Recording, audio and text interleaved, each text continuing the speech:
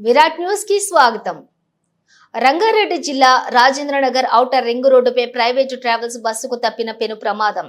Exit 17 వద్ద tyre blast అయ్యి నడి రోడ్డుపై బోల్తా కొట్టిన ఇటుక వాహనం దాన్ని తప్పించబోయి కారును ఢీకొట్టుకుంటూ డివైడర్ ను ఢీకొట్టి కంట్రోల్ చేసినటువంటి ట్రావెల్స్ బస్సు డ్రైవర్ గట్టిగా కేకలు వేసిన బస్సులో ఉన్నటువంటి ప్రయాణికులు ఊపిరి పీల్చుకున్న బస్సులో ఉన్న ప్రయాణిస్తున్నటువంటి 30 మంది ప్రయాణికులు స్వల్ప గాయాలతో బయటపడ్డ ప్రయాణికులు హుటాహుటిన ఘటనా స్థలానికి చేరుకున్న క్యాబ్స్ అలాగే క్షతగాత్రులను ఆసుపత్రికి తరలింపు కేసు నమోదు చేసి దర్యాప్తు చేస్తున్నటువంటి పోలీసులు.